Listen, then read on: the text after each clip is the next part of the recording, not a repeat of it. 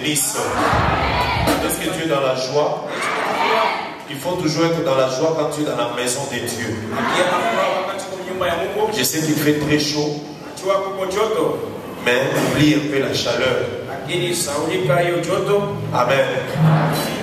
Nous bénissons beaucoup le Seigneur pour l'action qui est en train de se passer à l'église d'Ekra.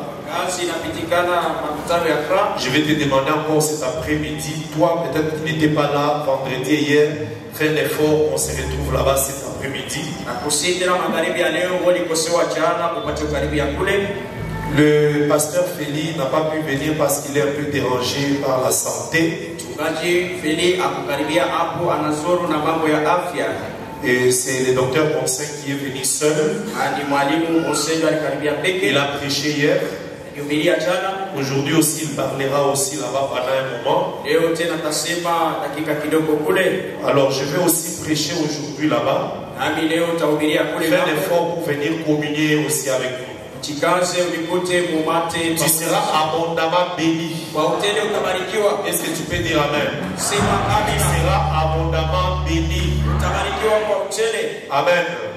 Bénissons aussi le Seigneur pour tous les bien-aimés disciples serviteurs d'Ekra qui ont aussi voulu prier ce matin avec nous ici. Nous les recevons au nom de Jésus-Christ. Amen. Amen. J'appelle le frère Papa Samuel et Papa Georges qu'ils approchent un peu. Frère Samuel et frère Georges approchez. Acclamons très fort pour le Seigneur. Très fort pour le Seigneur. Amen. Vous les connaissez, non? Amen. Et je préférais les appeler encore parce qu'il y a des gens peut-être qui ne les connaissent pas, des gens qui sont venus à l'église. Alors notre frère Samuel est en train de travailler à l'assemblée d'Ekra avec le frère Georges. Que Dieu les bénisse pour l'œuvre qu'ils sont en train de faire là-bas. Et le frère Georges avait prêché le vendredi, nous étions vraiment bénis. Amen. Alors il travaille aussi avec notre bien-aimé. Le frère Léon que nous connaissons, frère Léon aussi a été ici avec nous. Je l'avais spécialement dit d'aller à Accra et soutenir aussi l'œuvre là-bas. Acclamons très fort pour le Seigneur. Le frère Léo aussi approche, frère Léo. Et le frère André. Ce sont des bien-aimés que nous connaissons très bien. Amen. Alors ce sont ces trois frères qui travaillent avec les deux disciples qui sont là. Ce sont des frères vraiment zélés dans l'œuvre de Dieu. Et ils ont beaucoup évolué. Amen. Voilà les 5 bien-aimés qui sont à l'église d'Ekra. Je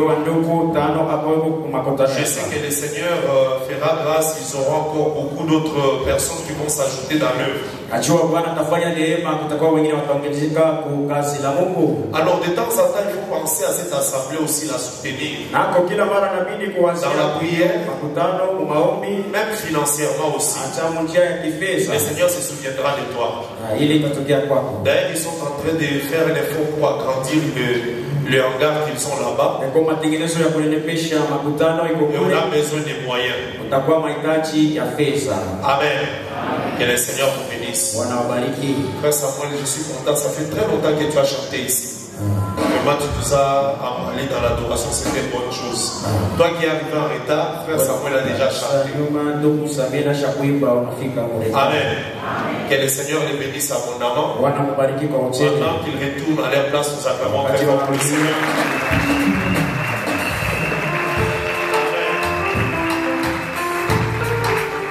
Alors, ce matin, j'ai voulu aussi me reposer. J'ai demandé au docteur Bonsin, c'est lui lui qui va prêcher. Je ne sais pas comment le Seigneur va le conduire. Mais c'est lui qui va prêcher quand même. Quand un ministre arrive quelque part, on lui laisse aussi le temps de bénir le peuple. Amen. Alors avant de l'appeler, j'ai rappelé encore ce qu'on est en train de faire pour nos assemblées de Rwashi. J'ai un grand souci pour les assemblées. Je voulais que tu t'associes à ces soucis.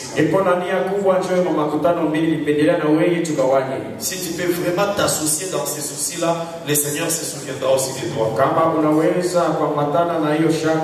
2 dimanches passés, j'ai donné les montants dont on avait besoin pour faire les hangards dans les 2 assemblées. De Rwashi Express et Rwashi Kimuchi. Le montant avoisinait environ 3000 quelques dollars. Parce qu'ils avaient donné les montants en francs. Et on a mis 100 dollars. Alors nous avons récolté une partie d'argent. Certains ont souscrit. Si tu n'as pas encore respecté ton engagement, fais un effort, envoie-nous pour ça. Amen.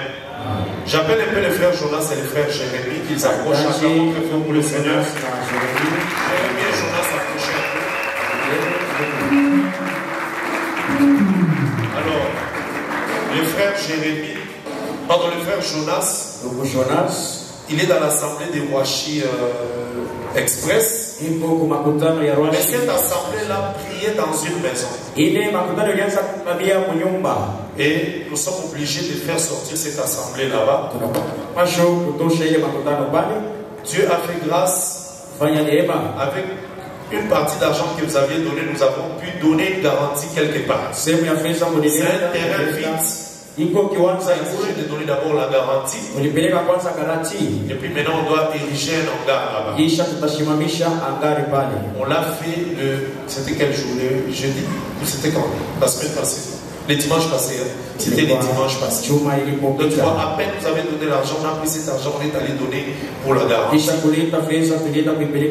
L'assemblée de Rwashi Kimuchi, au moins dans une parcelle d'un membre de l'église. Nous devons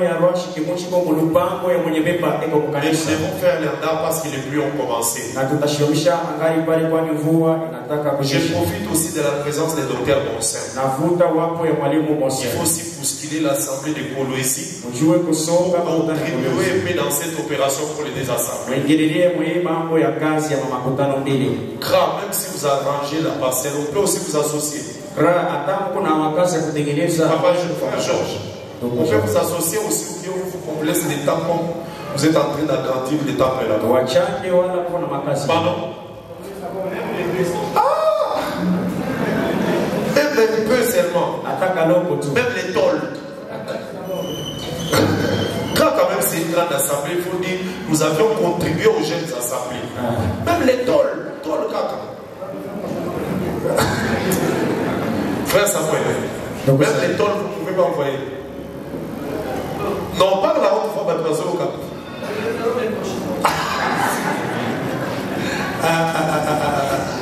Nous allons passer les Alicambois. Amen. Donc on doit se battre ensemble avec Polo ici. Mais dans les assemblées, vous êtes aussi pour faire l'appel des fonds. Ou bien vous allez vous laisser, nous viendrons faire l'appel des fonds. Parce que les gens qui sont là-bas aussi doivent contribuer pour les rassembler. C'est pas ça. C'est pas ça. Ils doivent contribuer pour les rassembler. Les tôles, des bois. Frère Jérémie, c'est ça, non? Même si Kra a dit qu'on leur laisse du temps, vous quand même, vous devez faire quelque chose. Il faut tout faire parce que les pluies au mois de novembre vont commencer et il faut résoudre ces problèmes. Que Dieu soit loué. Après les cultes ici, nous allons arriver avec le docteur Conseil et voir l'endroit de l'assemblée d'Express où on a donné la garantie. Que le Seigneur vous bénisse. Acclamons très fort pour le Seigneur. Acclamons très fort pour le Seigneur.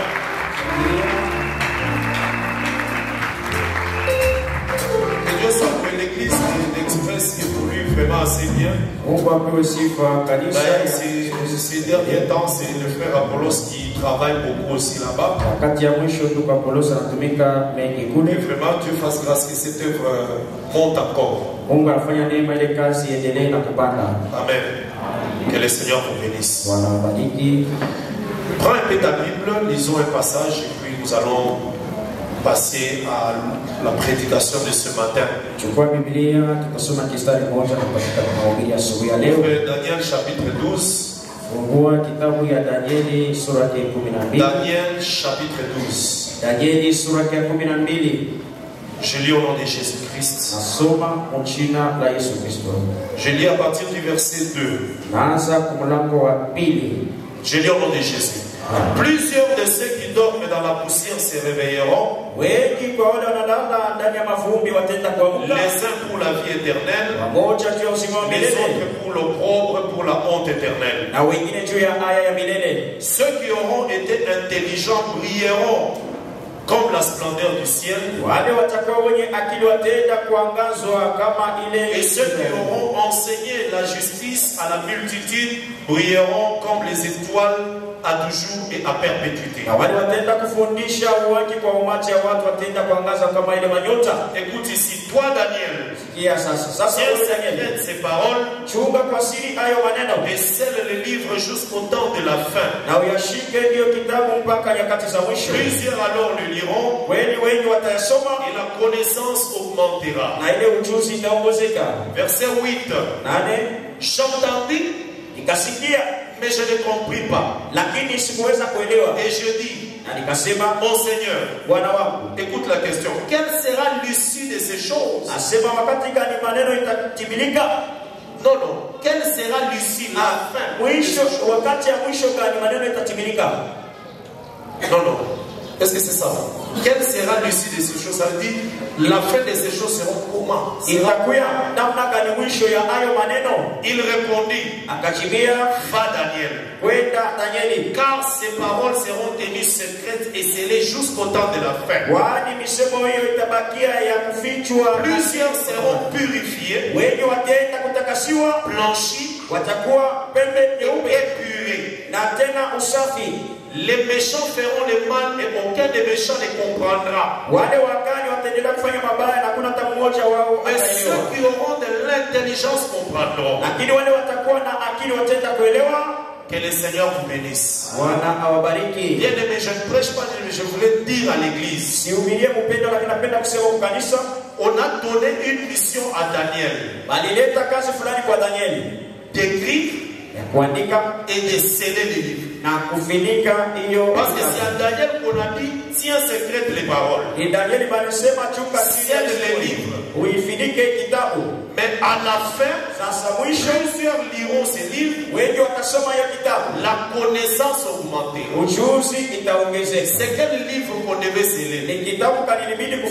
C'est le livre que Daniel écrivait. Et nous avons l'habitude de lire. Mais est-ce que c'est seulement le livre de Daniel qui a été scellé? Esaïe dit non, pas seulement le livre de Daniel.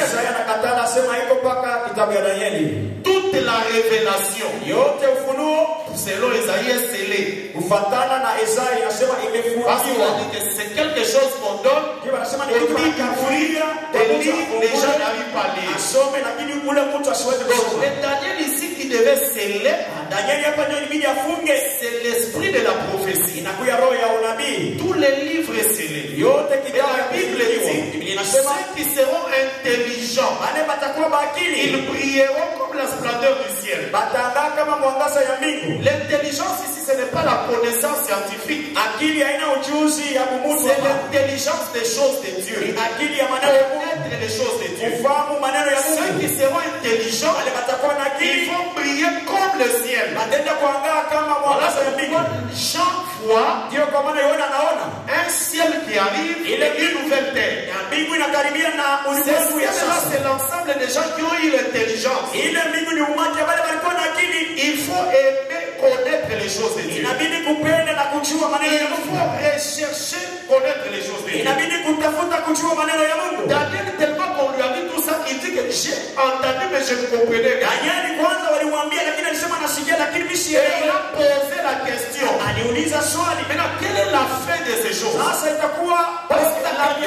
dit bien faut la fin que le commencement. On lui dit la fin de ces choses c'est quoi? Les livres qui est scellé. Quand les gens auront la connaissance, ils seront purifiés, blanchis. Et c'est la connaissance qui purifie. C'est la connaissance qui blanchit. C'est la connaissance qui lave. Quand tu as la connaissance, tu deviens purifié. Jésus aussi l'avait dit. Il a dit ceci. Vous êtes purs à cause des paroles que vous entendez. Quand nous venons à l'église, notre souci c'est de grandir dans la connaissance. Connaître les choses de Dieu. Et le Seigneur va nous purifier. Parce que l'entrée dans la nouvelle Jérusalem, tu ne peux pas y entrer sans la connaissance. Amen. C'est une ville de calcul où il y a des nombres, où il y a des fondements, il y a des portes. Cherche la connaissance, aime la connaissance, c'est ce qui va te purifier. Que le Seigneur te bénisse. Est-ce que quelqu'un croit à ces choses? Est-ce que tu peux acclamer très fort pour le Seigneur? Que Dieu te bénisse. J'appelle le docteur Bonsin pendant qu'il approche, nous acclamons très fort. Acclame très fort pour le Seigneur. Amen. C'est lui qui va nous parler ce matin. Et chaque prédication est une bénédiction. Pour ceux qui ne connaissent pas le docteur Bonsin, il est ministre dans notre église à Colombie. Il travaille avec le pasteur Félix là-bas. Et Dieu vraiment visite beaucoup l'église. C'est un ministre, un fils bien que j'aime beaucoup. J'ai toujours été fier de l'aider. Et moi j'ai l'option de chaque fois quand je l'appelle toujours docteur. J'appelle le pasteur Félix pasteur. Parce que moi-même je dois valoriser ce qui a été fait à eux. Amen. Si moi je ne valorise pas, les autres aussi ne vont pas valoriser. Et je sais qu'il a les doctorats en lui. Que Dieu le bénisse. Amen. Et son épouse, c'est une fille de la maison qui lui avait déplacé d'ici et est partie avec Apollosie. Amen. Ne le vois pas petit comme ça, il a 2 enfants. Quand tu le vois mince, tu peux voir que c'est un jeune frère. Il a 2 enfants. Rafté et Rassif. Vous entendez des noms? Rafté et Rassif. Rafté veut dire Rafiki Wadema. Amen. Et Rassif, Rafiki Wasifa. Ça c'est terrible. Que Dieu vous bénisse.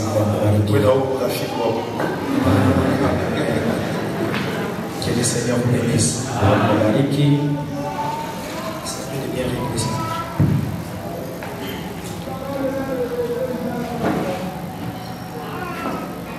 Nous saluons l'église au nom du Seigneur Jésus-Christ. C'est une grande joie de se retrouver devant les rachetés de l'Éternel. Vous que le Seigneur a souffert à la croix. Oui, c'est pour toi. Que lui juste s'est rendu péché. Et nous avons beaucoup de respect envers l'église de Dieu. Avec ce même respect, je vais te supplier de te tenir debout. Et nous allons lire 1 Corinthiens chapitre 13, verset 1er. Parce que nous croyons que c'est le Seigneur Jésus-Christ qui prêche. Que le Seigneur te bénisse. Ce n'est pas nous qui prêchons, c'est le Seigneur lui-même. Et si c'est le Seigneur qui prêche, il peut lui-même continuer ce qu'il avait commencé. 1 Corinthiens chapitre 13, le verset 1er. Nous lisons au nom du Seigneur Jésus-Christ. Quand je parlerai les langues des hommes et des anges, si je n'ai pas la charité, je suis un airain qui résonne et une cymbale qui retentit. Et quand j'aurai les dons de prophétie, la science de tout le mystère et toute la connaissance. Je préfère m'arrêter dans cette définition. On va lire l'autre écriture. Allons-y dans le livre de Job. Je prends Job chapitre 28, le verset 1er. Et puis après nous allons sauter. Et nous allons terminer la lecture dans le livre de Jérémie. Ensuite nous allons nous asseoir. Job chapitre 28, le premier verset. Nous lisons au nom du Seigneur Jésus-Christ. Il y a pour l'argent une mine, d'où on les fait sortir, et pour l'or un lieu d'où on les extrait. Les fers se tirent de la poussière, et la pierre se fond pour produire les reins. L'homme fait cesser les ténèbres, il explore jusque dans les endroits plus profonds. Les pierres cachées dans l'obscurité et dans l'ombre de la mort. Il creuse un puits loin lié habité. Ses pieds ne lui sont plus en aide. Et il est suspendu, balancé loin des humains. Le verset 12. Mais la sagesse, où se trouve-t-elle? Où est la demeure de l'intelligence? L'homme n'en connaît point le prix. Elle ne se trouve pas dans la terre des vivants. Jérémie chapitre 32. Ensuite tu vas t'asseoir. Nous allons exhorter pendant un court moment. Jérémie chapitre 32. Nous commençons par le verset 6. Nous lisons au nom du Seigneur Jésus-Christ. Jérémie dit, la parole de l'Éternel m'a été adressée en ces mots. Voici Anaméel, fils de ton oncle Shalom. Il va venir auprès de toi pour te dire, achète mon champ qui est à Anatote, car tu as le droit de rachat pour l'acquérir. Anaméel, fils de mon oncle, vient. Il vient auprès de moi selon la parole de l'Éternel, dans la cour de la prison. Et il me dit, achète mon champ qui est à Anatote, dans le pays de Benjamin, car tu as les droits d'héritage et de rachat. Achète-les. J'ai reconnu que c'était la parole de l'Éternel. J'achetais d'Anaméel, fils de mon oncle, le champ qui est à Anatote. Et je lui pesais l'argent, 17 cycles d'argent. J'écrivis un contrat que j'ai cacheté. J'ai pris des témoins. Et j'ai pesé l'argent dans une balance. J'ai pris ensuite le contrat d'acquisition. Celui qui était cacheté conformément à la loi et aux usages.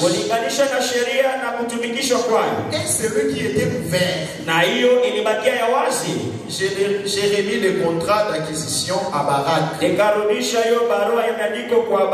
Barak plutôt. Fils de Nerija, fils de Mashéja, en présence d'Anamel, en présence des témoins qui avaient signé le contrat d'acquisition, et en présence des Juifs qui se trouvaient dans la cour de la prison. Je vais terminer ici, écoutez la suite du verset.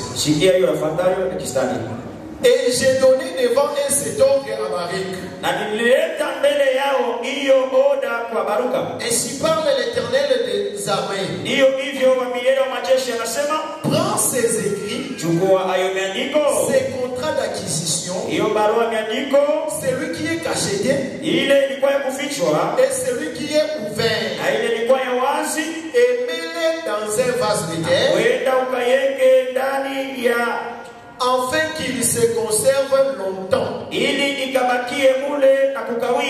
le Seigneur bénisse sa lecture. Je vais t'asseoir au nom de Jésus-Christ. C'est immense bonheur. Alléluia. Oh, que tu as mis dans mon cœur. Chante en tout, va fermer tes yeux. Oh oui, je vais te chanter, Seigneur. Ajoute mes acclamations. Oh oui, Jésus est mon sauveur.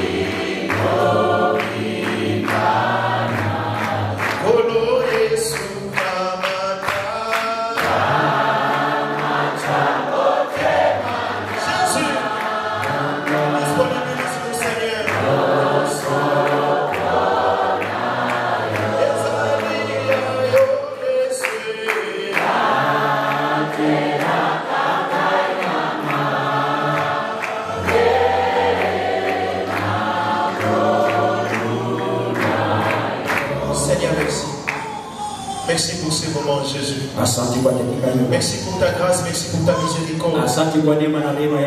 Nous croyons que le Saint-Esprit existe. Et c'est une réalité.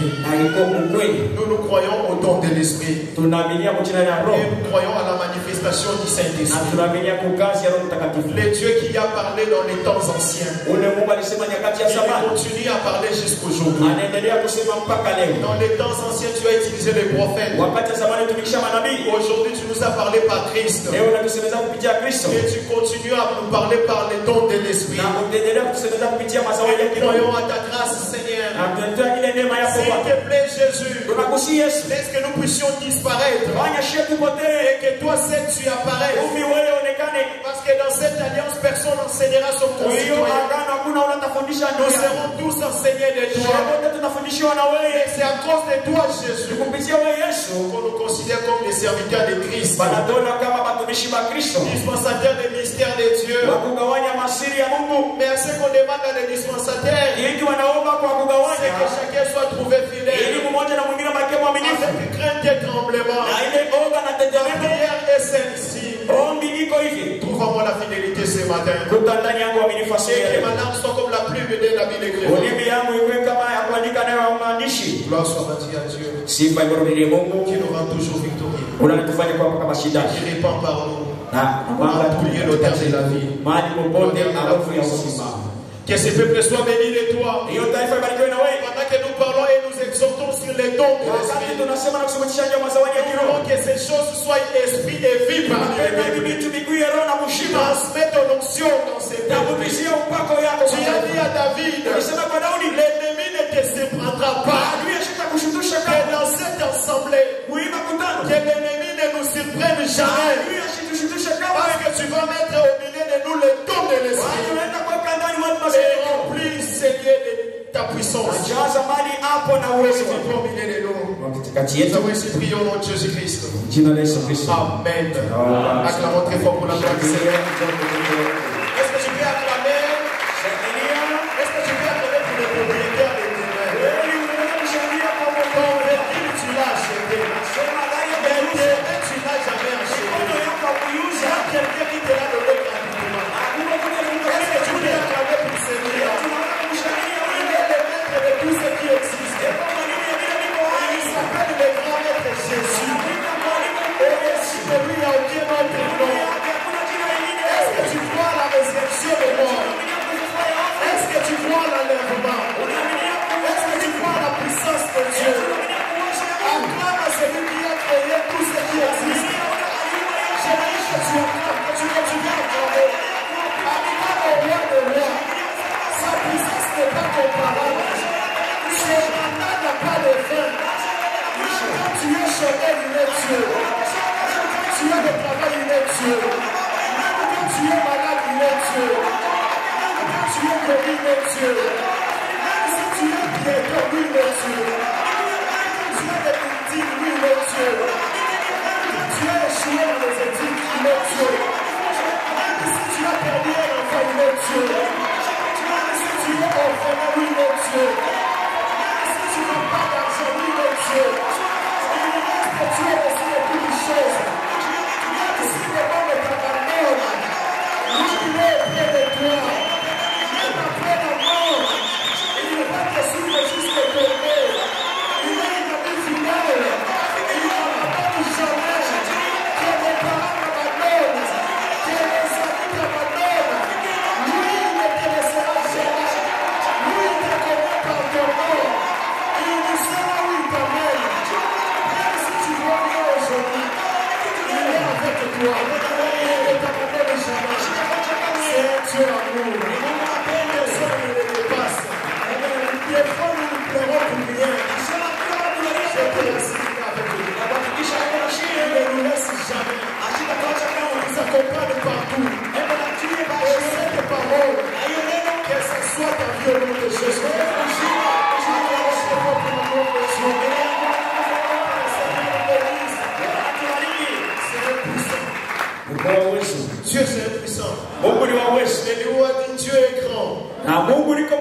Mais sa grandeur nous échappe. Qui est celui qui peut retenir la grandeur des cieux? Un jour, j'ai dit à des collègues. Et j'ai dit à des collègues qui sont serviteurs de Dieu.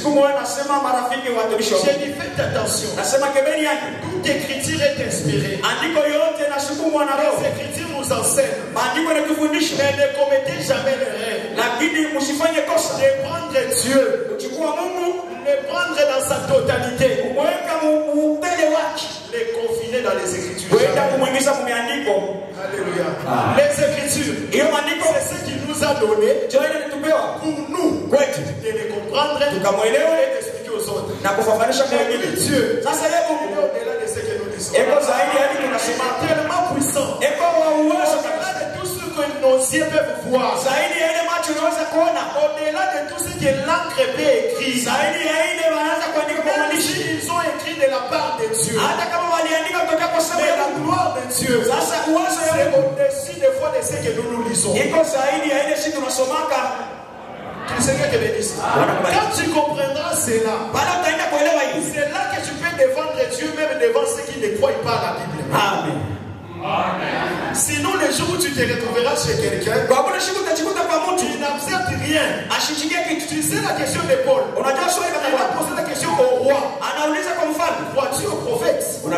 C'est pour dire quoi? Si je voulais te convaincre, je dois prendre le prophète. Et si le roi dit je ne crois pas, tu dis ah toi je suis un athée. Donc il y a un autre moyen. Quand quelqu'un refuse l'écriture, la puissance de Dieu existe. Quelqu'un dit je ne crois pas à tout ça. Les miracles existent. La parole de connaissance existe. La prophétie existe. Tu ne crois pas ce que je dis.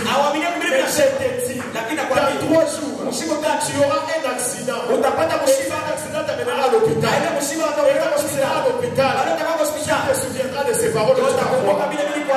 Ça aussi, ça existe. Les chrétiens ne doivent pas négliger ces pas-là.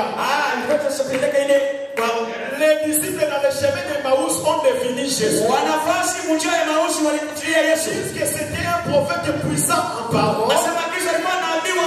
Puissant en œuvre. Aujourd'hui, Jésus, c'est nous l'église. Si on doit définir l'église aujourd'hui, on va dire que l'assemblée d'Araucaria est puissant en parole. On ne doit pas s'arrêter là. On peut ajouter puissant en œuvre. Devons arriver à ce pas-là. Que le Seigneur te bénisse. L'église aujourd'hui a baissé sa puissance. Pourquoi? Parce que les gens ne se consacrent plus. On a plus de frères consacrés à Facebook qui est consacrés à la prière. Il ne peut jamais passer une journée sans WhatsApp, mais il peut passer une semaine sans lire la Bible. Que nous sommes détachés de la vie spirituelle, la force s'affaiblit. Où sont les sœurs aujourd'hui? Où on peut associer quand on prie. On dit que le Seigneur peut passer par elle. Que le Seigneur te bénisse. Sois béni au nom de Jésus-Christ. C'est quand on se donne.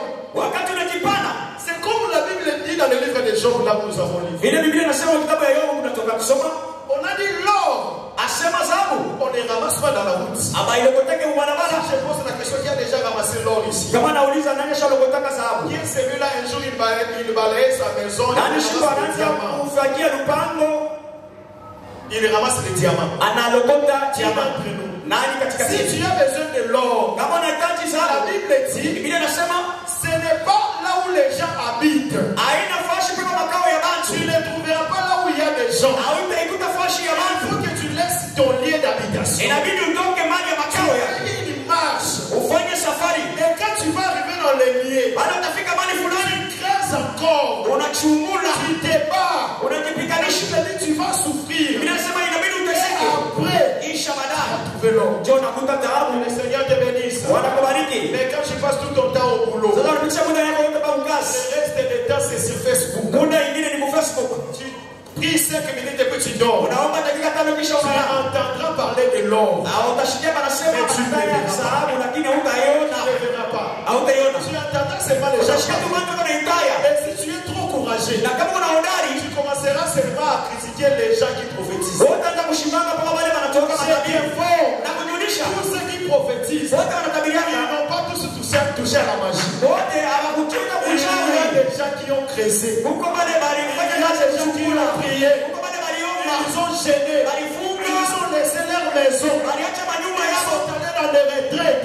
Aujourd'hui, nous avons des modérateurs. Chantres. Ils ne passent jamais dans des retraites. Ils ne passent pas dans des nuits de prière. Les premiers à chercher à faire la voix ténor. On va te féliciter que tu as bien chanté. Jamais on te dira que tu chantes. Le mal de l'estomac que j'avais, c'est parti. Ça, tu le verras. Que le Seigneur te bénisse. Parce que c'est dans la souffrance qu'il faut faire sortir la richesse qui est cachée en nous. Ensuite, le verset 28 de Jean. L'or qu'on vous parle, les rêves qu'on vous parle, soit ce sont seulement des images. Ce qu'on voulait nous parler, c'était la sagesse de Dieu est cachée. La connaissance de Dieu est cachée. Quand je parle de la connaissance, vois ça d'abord comme les dons de révélation que nous te parlons. C'est ces souffrances-là qu'on arrive à comprendre les choses de Dieu. Paul a dit, la gloire de Dieu se manifeste dans la faiblesse. 3 mois sans gêner. Mais tu dois préciser. On te dira seulement que tu donnes des bonnes intentions. C'est ce qu'on va te dire. L'écriture que tu as touché pendant que tu connais. C'est très bien. Mais on ne te dira pas. Pendant que tu modérais, le Seigneur m'a dit que le sida a disparu. Et je suis allé faire le test. Que j'ai depuis le sida. Ça, on va voir ça dans cette assemblée de colonnés. Que le Seigneur te bénisse. Comprenez-moi. Je suis à l'assemblée d'avocats. Et je veux que ces choses portent vie entre nous. Nous sommes arrivés à vivre cela. Et pour cela, il nous faut la consécration. Il faut accepter cette souffrance de créer. Quand nous avons lu Jérémie, la Bible nous dit que Jérémie était à la prison. Suis-moi très bien, je vais expliquer rapidement pour que nous puissions prendre un temps de prier. Jérémie était dans la prison. Pendant que Jérémie était hors de la prison, il n'y avait rien. Il n'y avait rien.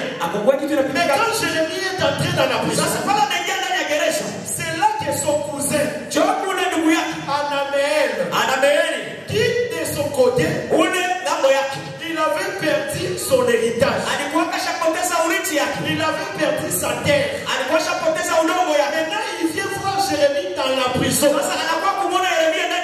Il dit à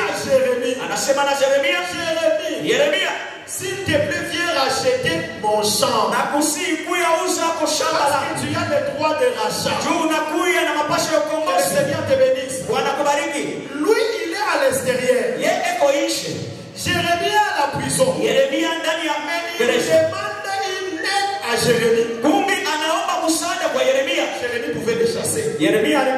Pourquoi tu es dehors? Moi, je suis en prison. Tu me demandes d'acheter ton champ. C'est pourquoi même quand nous parlons les dons de secourisme, je suis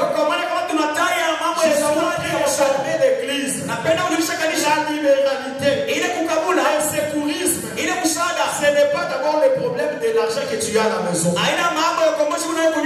n'est pas d'abord le problème des richesses que tu as. Le secourisme, c'est d'abord les dons spirituels qui y a en toi. Quand tu peux être là, tu n'en as pas. Tu peux aider les autres. Est-ce que quelqu'un me suit? Tu peux aider les autres. Quand tu plais, tu peux soutenir les autres. Et c'est ça le secourisme. Jérémie dit, certainement c'est la parole du Seigneur. Je vais racheter ton champ. Il était à la prison. Il y a quelque chose qui me fait du bien. Jérémie va acheter le champ. Et il ne laisse pas comme ça.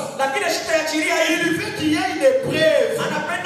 Il va acheter le champ. Et il va écrire les contrats d'acquisition. Les contrats qui vont prouver que j'ai racheté le champ de mon frère. Ce que mon frère avait perdu, nous l'avons récupéré. Il a écrit le contrat. C'était un contrat, mais il a écrit ça en 2 exemplaires. Il écrit le premier exemplaire. Et la Bible dit, il a pris ça, il l'a cacheté. Il a fermé cela. Fais c'est comme ça. Que le Seigneur te bénisse. Cette parole est pour toi. Les enfants. Un aussi grand nombre que l'Éternel va. Le Seigneur t'a fait cadeau de ces choses. Il prend les premiers contrats. Il ferme ça. Il prend les deuxièmes. Il laisse ça ouvert. À l'intérieur, on a écrit quoi? Ce qui a été perdu, nous l'avons récupéré. La richesse qui était allée de l'autre côté, c'est une richesse que nous avons récupérée. Tu me suis bien? Maintenant, Jérémie, il prend les contrats. Qui a 2 exemplaires. Il prend cela. Il les remet à Baruch, son secrétaire.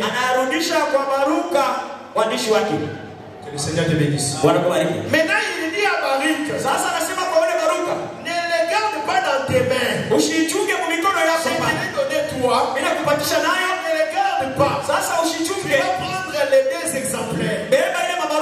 Tu vas chercher les vases de terre. Si tu trouves les vases, tu prends les 2 contrats.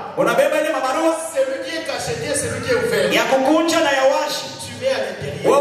Ça sera gardé. Ça sera conservé. Que le Seigneur te bénisse. Vous regardez le fond d'elle. Vous dites c'est quoi ça au juste? Que le Seigneur te bénisse. Ça c'est la première lecture. On va toucher la deuxième lecture, tu vas voir que c'est simple. Mais c'est pour toi que le Seigneur ouvre ça. Tu vois les 7 ans de la disette. Joseph en Égypte. Les 7 ans de la disette. Ils ont mangé la nourriture qui existait déjà dans l'autre. Je ne sais pas si vous comprenez. Donc pour les 7 ans de l'abondance, a produit déjà tout. Il y a une partie qu'on va manger pendant la disette. Ça signifie quoi? Tout ce que nous pouvons prêcher, ça existait déjà depuis. Que le Seigneur te bénisse. Si on te prêche la puissance de Dieu, si on doit te prêcher les dons spirituels, si on doit te prêcher la révélation des choses de Dieu, ce n'est pas maintenant que ça existe. Ça existait depuis. C'est ça ce qu'on appelle la première lecture et la seconde lecture. Que le Seigneur te bénisse. Je n'ai pas le temps, mais je pouvais te détailler beaucoup de choses là-dessus. Qu'est-ce qui arrive à Jérémie? Quand tu vois Jérémie, comme la Bible le dit, l'unique Éthiopien a posé la question. On était en train de parler d'Esaïe. Esaïe a parlé des choses de la souffrance. Esaïe a parlé des difficultés. J'aime la question de l'unique Éthiopien. La question à Philippe.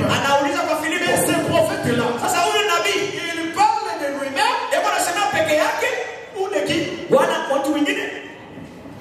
Que le Seigneur te bénisse. Est-ce qu'Esaïe parle de lui-même ou de quelqu'un d'autre? Pourquoi il disait cela? Est-ce que la Bible dit que les hommes serviront de signes. Les hommes parleront d'eux. On a dit à Esaïe, toi et tes enfants serez des signes et des présages. Quand vous êtes des signes, vous parlez de qui? Qui est venu. Il a dit dans les rouleaux du livre. Il est question de sois béni au nom de Jésus. Jésus pose la question dans le livre de Matthieu. Qu'est-ce que les gens disent que je suis? Ils ont commencé à répondre. Les gens disent que tu es. Les gens disent que tu es Élie. Les gens disent que tu es Jérémie. Ou encore l'un des prophètes. Jésus ne leur a pas dit que vous mentez.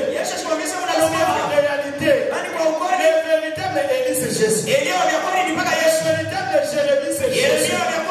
Quand tu entends les prophètes, c'est Jésus.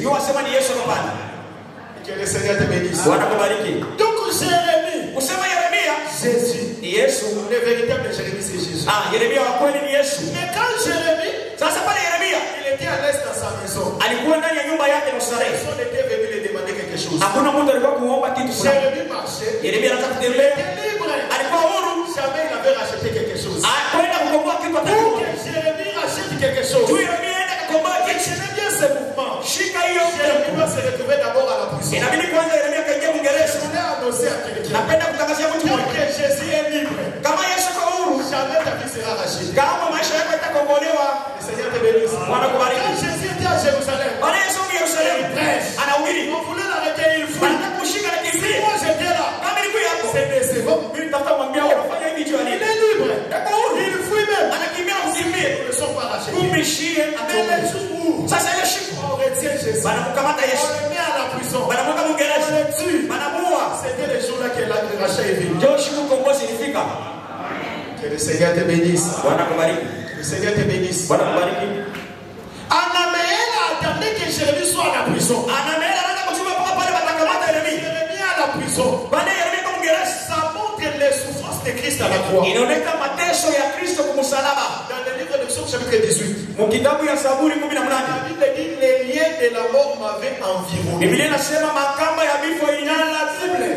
La prison, c'est la mort. Alléluia. Que le Seigneur te bénisse. Et Christ il a été lié à la croix. Pendant qu'il était lié à la croix, pendant qu'il est à la prison, pendant qu'il est lié, c'est là que son frère, Jésus est un frère. Amen. C'est là que son frère, il vient. Ce n'est pas n'importe quel frère. C'est un frère qui avait des biens, qui avait des richesses. Et après un moment, il est devenu pauvre. Il a perdu son héritage. C'est un frère qui était riche. Il a cité. Il a ce qu'il avait. Il vient de s'oublier. Je sais que tu es en prison. Et quand tu es en prison, achète. Que le Seigneur te bénisse. Jésus est un frère. Son frère, il était très puissant. Il avait tout. C'était un roi. Il avait toute la terre. Il en avait. Mais à un moment, le serpent est venu. Que le Seigneur te bénisse. Le serpent a tout payé. Et puis le frère de Jésus est devenu pauvre. C'était qui? Adam premier. Alléluia.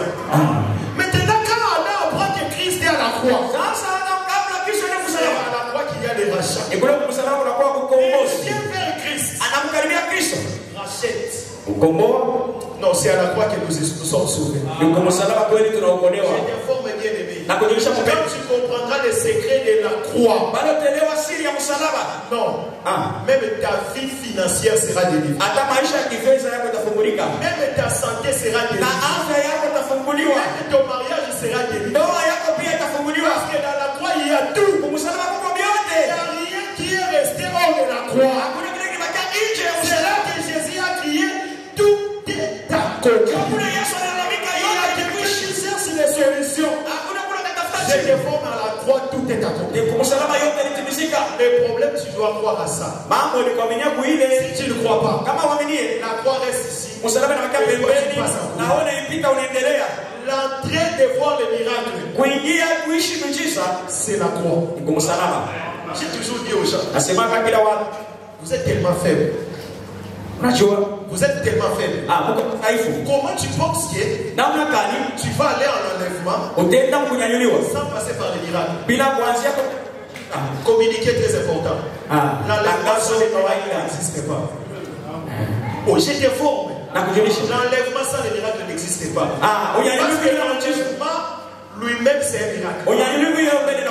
C'est un miracle. Les gens sont venus chercher Jésus. Matthieu est venu. Il est mort. Il a laissé sa femme sans enfant. L'autre frère a pris sa femme. Lui aussi il est mort. L'autre encore a pris sa femme. Lui aussi il est mort. Jusqu'à ce que tous les 7 la femme aussi à son tour est morte. Lors de la résurrection, tu écoutes, hein?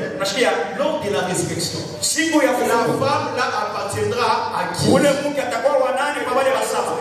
Quand ils ont posé ça à Jésus, ils se disaient à tout cas qui? Yuko kana créateur na yo.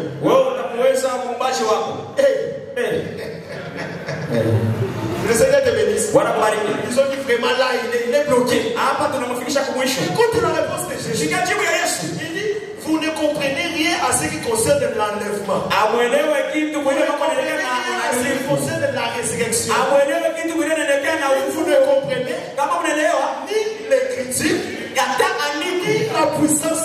Je voulais dire à quelqu'un, tout commence par l'écriture. La puissance de Dieu. Je te dis, si tu as l'écriture, il manque la puissance de Dieu. Mais en ce qui concerne l'enlèvement, tous les deux. Alléluia. En ce qui concerne l'enlèvement de l'écriture, maintenant il lui donne lui-même l'écriture. Regarde ce que les prophètes ont dit. Alléluia. Maintenant la puissance c'est quoi? Parce que lui Dieu, il a la puissance et la capacité de tout transformer. C'est la transformation. Notre corps faible va porter un corps de gloire. Ça c'est la puissance de Dieu. Maintenant si en marchant ici à Lubumbashi, quel miracle? Pas de parler en langue, pas de prophétie, pas de discernement, pas de songe. Mais tu attends l'enlèvement. Tu es sûr que tu es dans la destinée. Tu es ici. Alléluia. Parce que dans la Bible, on est sauvé si on est déjà sauvé. Je ne sais pas si tu comprends. C'est quand la Bible dit, nous qui sommes parfaits, soyons parfaits. À notre terme, il faut que tu y ailles et que tu dois voir. Est-ce que tu as compris? Tu dois avoir ce que tu dois avoir. Tu dois déjà être sauvé. Et cela se manifeste par les dons spirituels. Que le Seigneur te bénisse. Maintenant, il a pris tous les 2 exemplaires. Et il donne cela à Marie. Tu vois, hein? J'ai dit Jérémie, c'est qui? Alléluia. J'ai dit la prison, c'est quoi? La mort. Tu vois que c'est facile, non? Les souffrances de Jérémie à la prison. Les souffrances de Christ à la croix.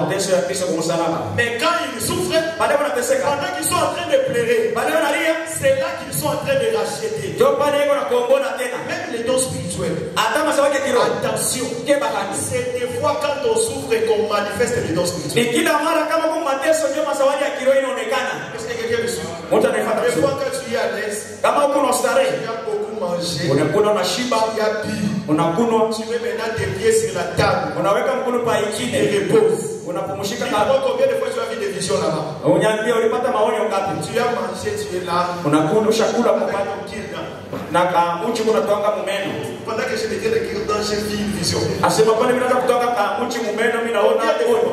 Banga Très souvent, kila mara c'est dans des souffrances. ni moyo mateshi. Très souvent, Kila mara j'étais dans les gènes. mu mafunzo J'étais dans une nuit de prière. maombi moya bushiku. Pendant qu'on avait prié toute la nuit. Ana tuliomba bushiku bushiku. Nous fatigués. Ilikuwa watu choka. Même pas écrire. Sikuona hata kuandika. Somnolé un peu. Sinzia kabla. J'ai vu telle chose. Vile na kitu fulani. C'est ça. Njoo ile. Tu es Jérémie dans la prison. Uko Yeremia Mwingereza Tu es racheté. na ukombolevu. Les chantres chantent à tout moment, le ventre est rempli. Baimbaji banaimba kila mara kushiba. À tout moment, tu manges des boules l'ennemi. Baimbaji bahubiri na hubiri ashakule. Quand tu presses, il y a les boucaliers à toi. Kila mara wewe unahubirianga wako na bana maburi kukali. Tu vas exprimer les rachats au péché. Shibu kani utatoa ukombozi taifa. Très souvent, Kila mara l'esprit, roho même que le corps soit dans un état de souffrance. inapendaka mwili anze kuteseka paka. Tu sens que je n'ai rien mangé. Unaelewa sema Je shida n'ai rien mis. Hakuna La kitu. foi n'arrive pas à sortir. Lakini C'est là que quand tu prêches, pale et utahubiri puis tu dis que Dieu te délivre. unasema Mungu Et akuponya la guérison vient. na Mungu anaponya. Pendant que je prêche, Hapa nahubiri. je crois que maintenant, Naamini hapa Jérémie est en prison. Yeremia kwa Je ne Mwingereza. parle pas de moi.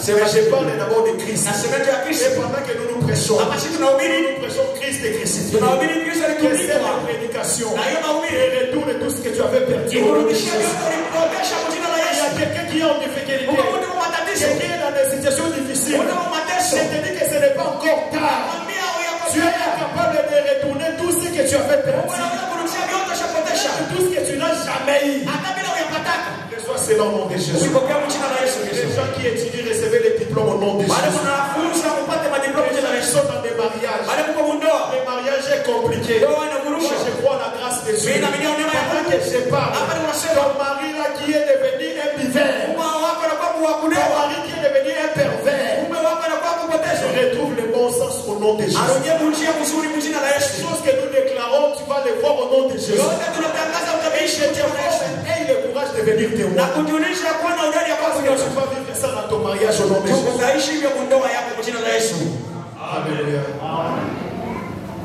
Jérémie est dans la souffrance. Yeremia ndani ya Mais c'est mateso dans la souffrance qu'il rachète. na ni mule mu mateso Christ est à wanakomboa. la croix. Kristo C'est msalaba dans la croix qu'il nous a rachés. ni kwa msalaba ndio alitukomboa. Maintenant, j'aime ce qu'il fait. Sasa napenda kazi anafanya. Toute la richesse de la terre, Utajiri yote ya ulimwengu c'est dans les contrats. iko kwenye barua. Parce que c'est les contrats qui prouvent Ni barua ndio que itaonyesha nous avons récupéré. kusema tunesha Maintenant, kuvuka. il prend les contrats. Sasa ndio barua Il ne les garde pas lui. ashiangalie. Il ne les garde pas. Ashiangalie C'est mon contrat. asema ni C'est barua moi ya qui l'ai écrit. ndio niliandika. C'est aussi la terre que j'ai rachetée. Ni ulimwengu mimi nakomboa. Je ne garde pas ça. Lakini Je mshaichunga le prends. na ibeba Je le donne au secrétaire. na ikagura kwa mwandishi. Si Jésus est Jérémie, Kama Yesu ni c'est Yeremia fort. na kujulisha Jésus est secrétaire. Yesu ni karaka mwandishi Il wake. travaille jamais seul. Ashikaraka yake Quelqu'un qui est là à côté, uko mtu pembeni yake aide à accomplir sa mission. anamsaidia akatimize kazi yake. Le Seigneur te bénisse. Bwana kubariki. Maintenant, quand le secrétaire prend le contrat, Sasa ule mwandishi anachukua ile barua secrétaire, anasema je mwandishi te donne le contrat. nakupatia barua Mais s'il te plaît, nakusii ne le garde pas. usichume kupita vitu. Beba ile Laisse-le barua dans le vase. uende weke mchongo. Si aussi Jésus a un secrétaire, Kama Yesu ana mwandishi wake sache qu'il y a un temps, useme kwa on muda avait donné le contrat au secrétaire. ile barikamulia Mais le secrétaire barua kwa n'a mwandishi, pas gardé le contrat. lakini mwandishi Il a atachukua barua cherché et les vases de terre. atatafuta chombo ya S'il ne udongo. trouve pas les vases de terre, il ne va pas déposer. Kama shikute chombo ya udongo Il ashikaweka, cherche les vases de terre. anatafuta chombo ya Il udongo, va prendre l'aider. anabeba ile barua mbili Et celui qui est fermé, na ile ya kufunga et celui qui est ouvert, na ya wazi, tout l'aider, yote mbili il va mettre dans les vases. ataenda kuweka mwile chombo. Pourquoi? Juu ya nini? Parce que les vases doivent conserver les rachats que Jérémie a fait. Kwani chombo itachunga ile ukombozi aliyofanya. Nakwambia mpaka leo On est en 2024. tuko ndani ya katika Jusqu'ici à Colosie. mpaka hapa Je kulumbashi t'informe. na kujulisha Les rachats que Jésus a fait à la croix, ukombozi sasa kwa kuzina mpaka leo c'est conservé. iko ya kuchunga Ça existe. kwako. Si tu veux voir ça, Unapenda kuona hiyo? trouve les vases. Wewe kutana na chombo, Trouve les vases. kutana na chombo, Ouvre les vases. fungua ile Tu chombo, vas trouver tous les décomptes. utakuta yote mbili.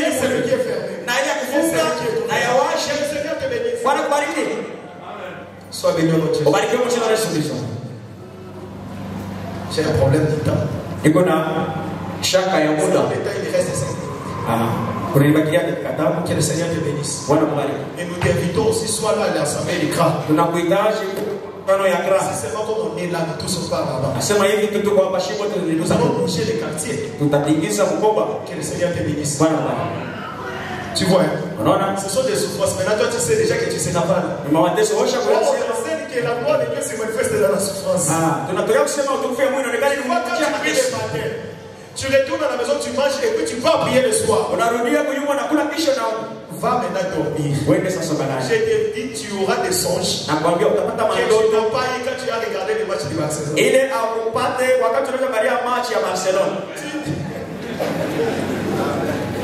Que le Seigneur te bénisse. Sois béni au nom de Jésus. Jérémie prend le contrat. Il ne le garde pas. Il le donne au secrétaire. Et puis après, Marie qui va prendre le contrat, va déposer dans le vase de terre. Le vase de terre, lui, va garder la richesse. Il va garder le secret du rachat. Aujourd'hui, le secret du rachat existe. Le secret de la rédemption existe. Et Christ en avait à la croix. Christ a racheté. Et il avait tous les deux. Il en avait entre ses mains. Maintenant, comme il devrait aller au Père, il ne pouvait pas rester avec. Il a cherché son secrétaire. Il soit permis de te dire librement. Jérémie a un secrétaire qui est Baruch. Christ a un secrétaire qui s'appelle le Saint-Esprit. Tout ce que Christ fait, le Saint-Esprit est en train de l'aider. Il n'avait jamais marché seul. Voilà pourquoi Christ a voulu commencer sa mission. Le Saint-Esprit est venu. Alléluia. Tu peux être là dans la maison, tu n'avais pas de secrétaire. Mais quand tu arrives au bureau, le secrétaire vient te demander quel est le programme de la journée. Tu vas travailler quoi aujourd'hui? Je ne dis pas que le Saint-Esprit n'était pas là à Jésus avant, non. Mais le Saint-Esprit était là. L'enseignement aussi dit que le Saint-Esprit était venu. Pas toutes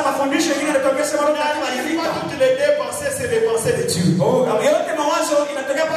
Le Saint-Esprit, quand il a vu que Christ voulait commencer le travail, Baruch vient. Alléluia. Tout ce que Christ a fait pour les rachats, pour sauver, récupérer la gloire qu'Adam avait perdue, il a pris ça. Il a donné au Saint-Esprit. Que le Seigneur te bénisse. Sois béni au nom de Jésus. Tu te rappelles de la toison pressée. On a pressé la toison. L'eau n'est pas partie directement à la terre. On a d'abord pris ça. Dieu était Dieu de transition. Dans les choses de Dieu, il faut respecter la procédure. Je dis à quelqu'un, conseil gratuit. Même quand tu seras fort, même quand tu seras un serviteur puissant, Dieu, très souvent, il aime utiliser des transitions. Tu peux être là sur l'écran, mais ne néglige pas les pères. Parce que très souvent, il joue aussi le rôle de secrétaire. C'est qui est dans Jérémie. Ça passe chez les pères, mais ça vient chez toi. C'est l'humilité simplement. Seuls les hommes comprennent ça.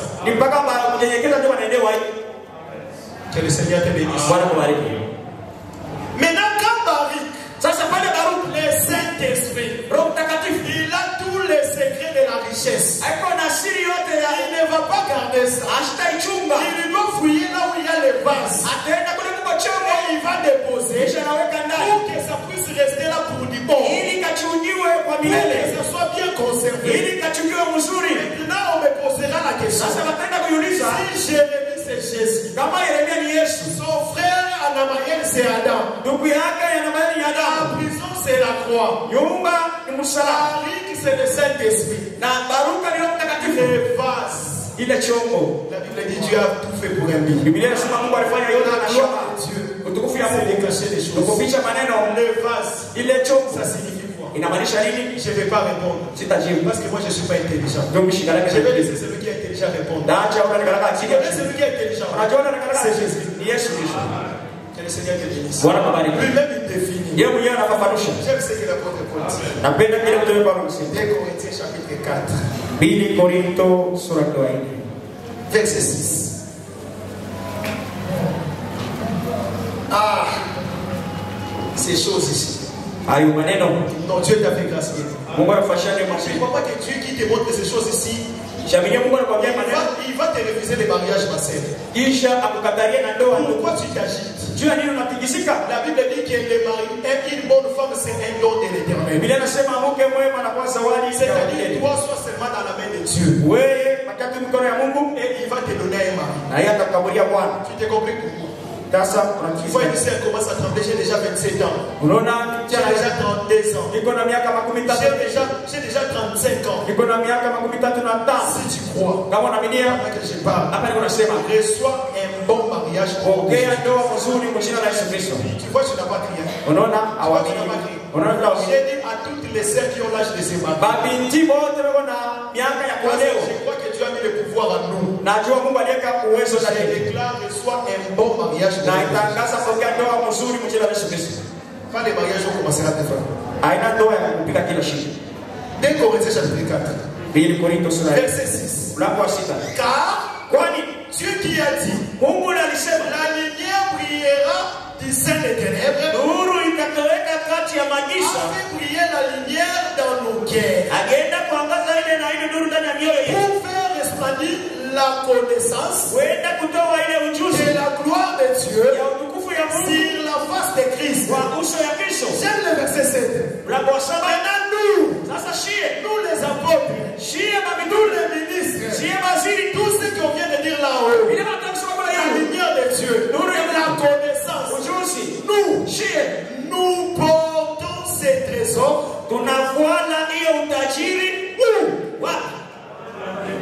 Est-ce que tu vas dire ça? Il y a un trésor. Ce trésor-là, ça s'appelle la connaissance. Ça s'appelle la lumière. Ça s'appelle la sagesse. Ça s'appelle les contrats d'acquisition. C'est Jérémie qui a écrit. Et il a donné au Saint-Esprit. En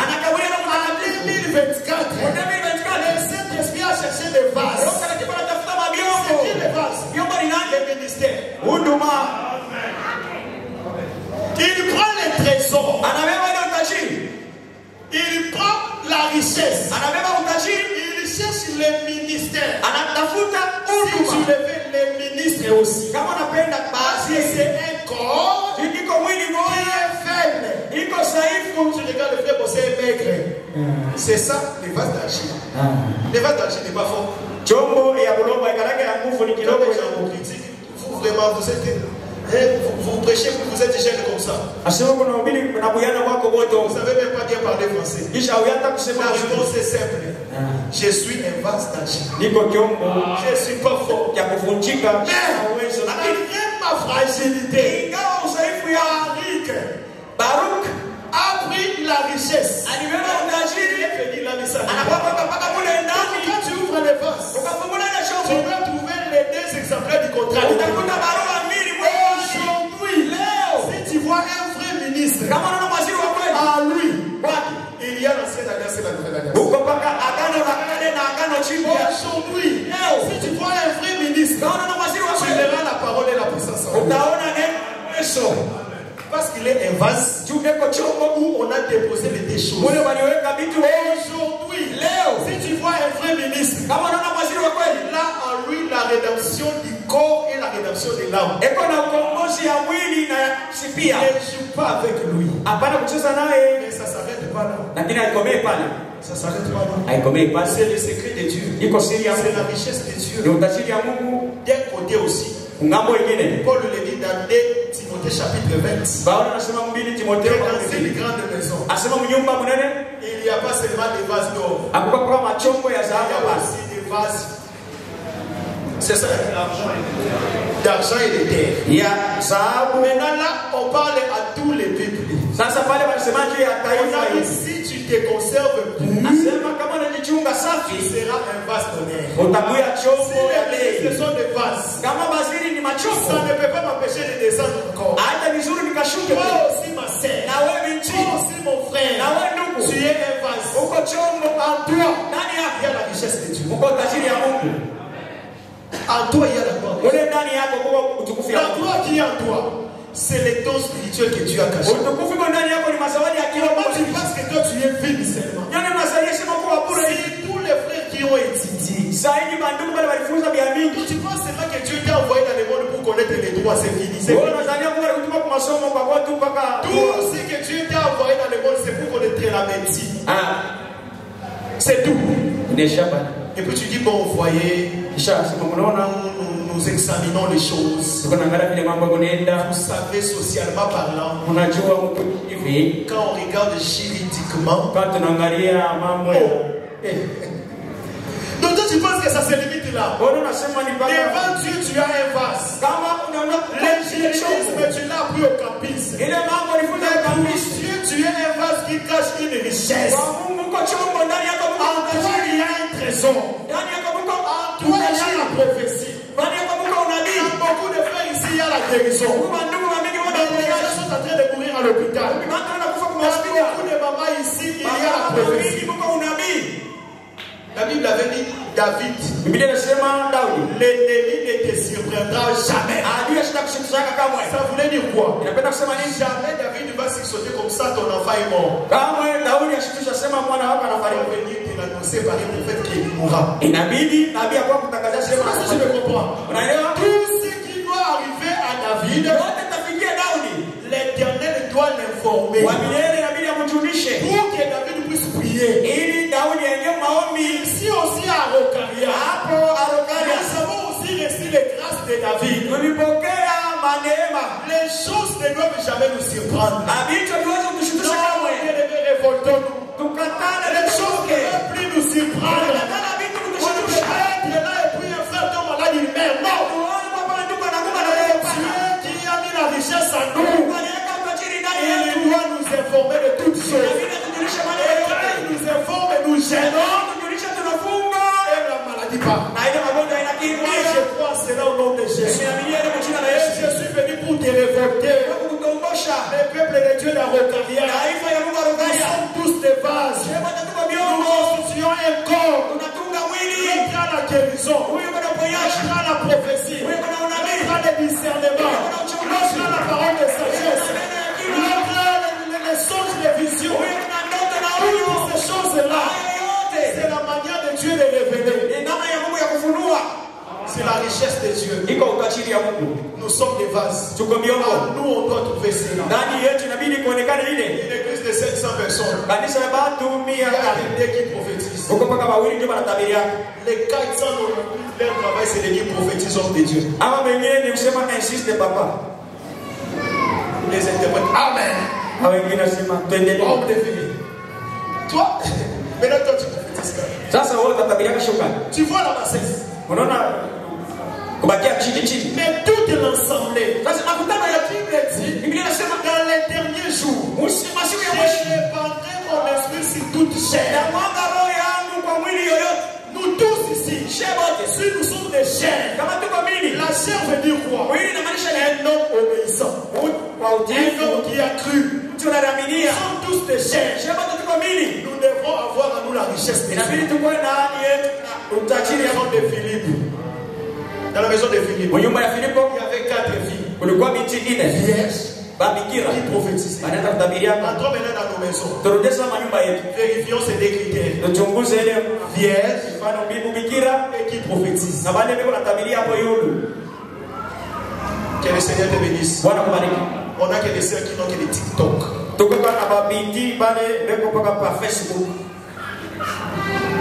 C'est tout ce que tu as. La photo est devant. Photo est comme j'ai des caméras devant moi. Comment? Et par quelle magie? La photo est devant moi. J'ai tout. C'est les gars comme ça. C'est répandu. C'est pas des choses qu'on doit trouver à l'église. Quand tu es dans ces choses ici, les dons spirituels resteront loin de toi. Tu aimes les gens qui se consacrent. Tu aimes les gens qui prient. Tu aimes les gens qui se consacrent à lui. Et qui acceptent la souffrance. Moi je me rappelle. Je me le dis. Frère Junior, excusez-moi. Il est là. On a fait une retraite avec lui de 40 jours.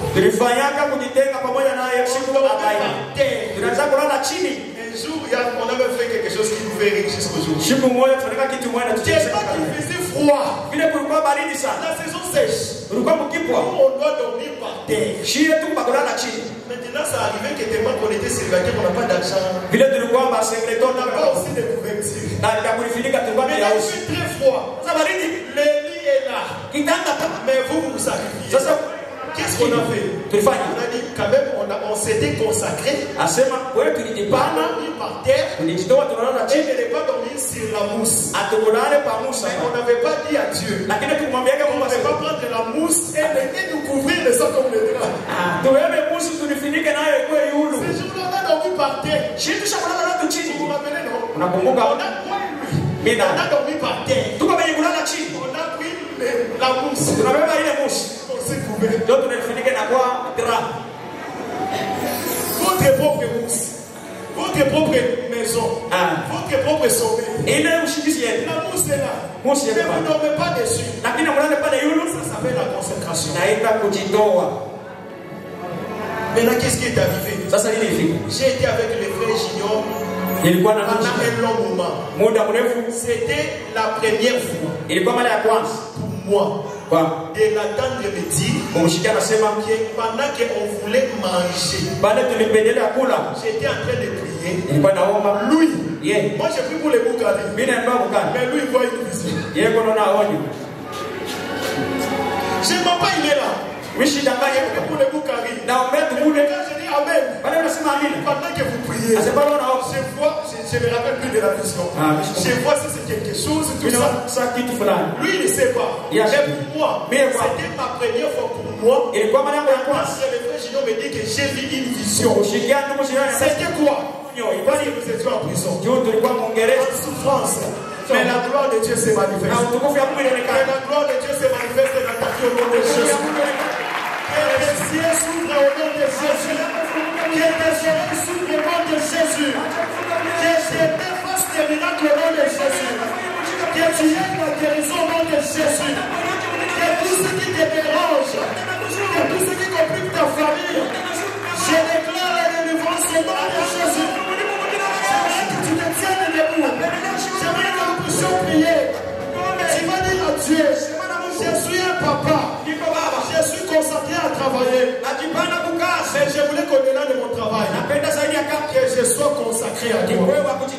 Je suis une sœur. Je dis, je suis dans les mariages. Je voulais que je sois consacré à toi. Je suis une maman. Je dois m'occuper de mes enfants. Mais je dois être consacré à toi. Tu aimes les gens qui sont consacrés.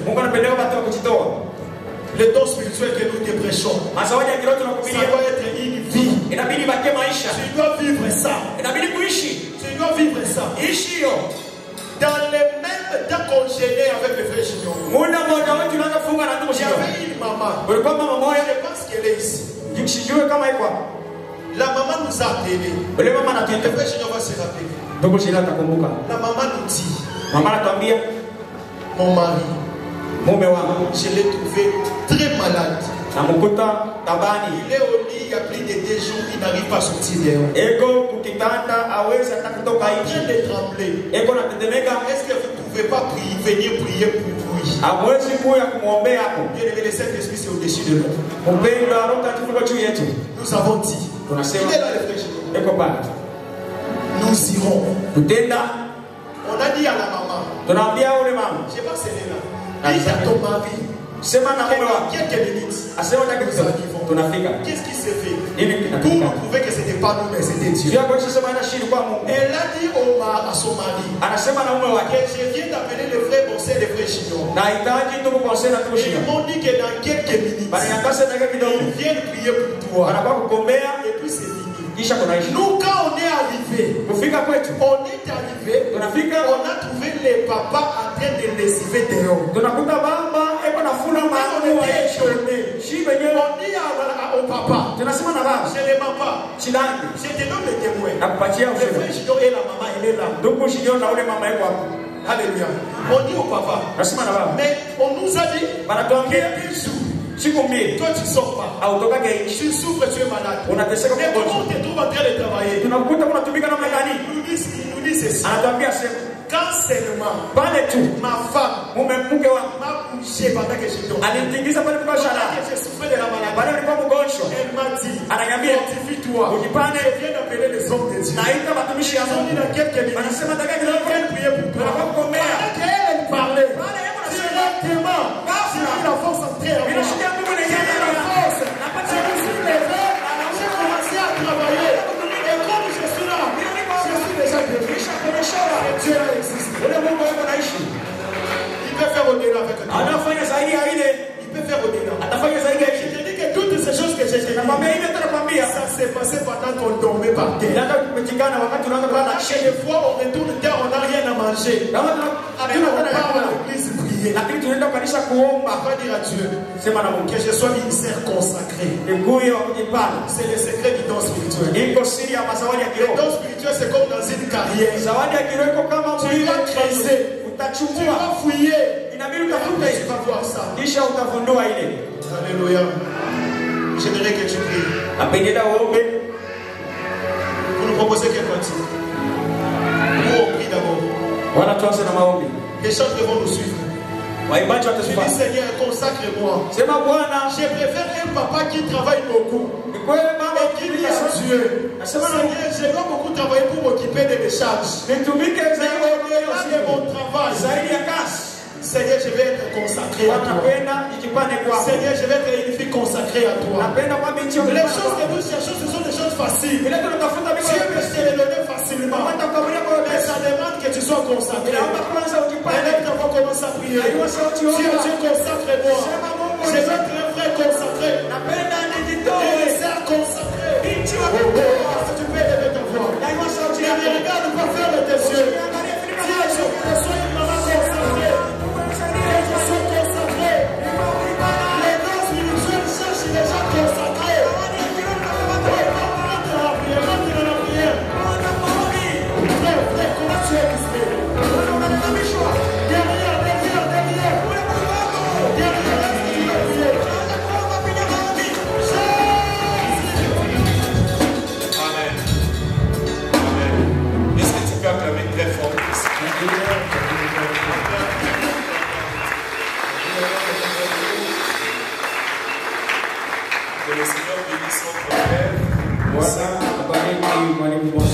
Pour cette prédication.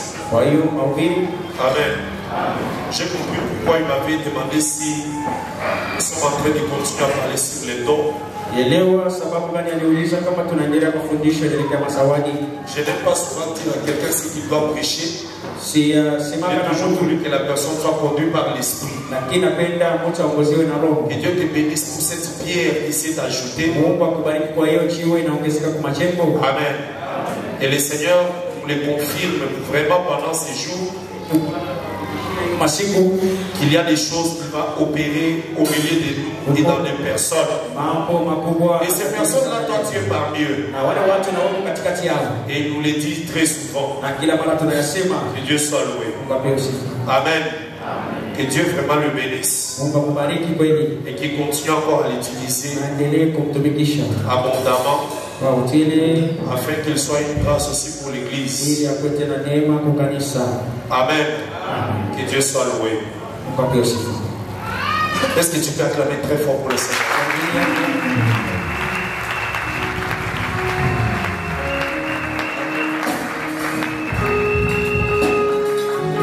Je pense que le dimanche passé, Je vous avais signalé que nous aurons certaines activités au mois de décembre et de janvier. Nous nous préparons par rapport à cela. Nous allons organiser un grand culte avec la Sainte Seine. Il y a beaucoup de bien-aimés qui sont baptisés qui n'ont jamais pris la Sainte Seine. Et aussi ces services nous l'avons fait il y a longtemps. Nous allons aussi demander l'appui des ministres d'écologie qui doivent être avec nous pour cette manifestation-là. Et aussi faire participer aussi les membres de nos différentes assemblées pour profiter de ces grands services spirituels.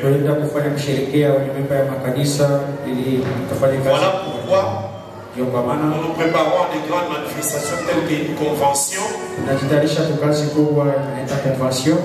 église a besoin que certains ministres soient encore élevés, que la charge soit partagée. Amen. Et ça doit se faire très rapidement. Que le Seigneur vous bénisse. Voilà pourquoi je tourne vers tous les serviteurs, les différents disciples. C'est que j'ai toujours donné comme conseil le travail. Amen. Amen. Il faut travailler. Et le travail se fait sur 2 ans. La prière et la recherche de la connaissance. Vraiment grandir, monter. Le Seigneur vous utilisera. Ayez le temps de beaucoup partager la parole de Dieu, de beaucoup poser des questions. Ça te permet de grandir. Et je sais que le Seigneur aussi vous prépare à cela. Ça va arriver. Amen. Tel que j'entends le docteur Ponsin prêcher, à tout moment je sens qu'il y a toujours un cran, un pas qui monte. Et moi j'aime ça.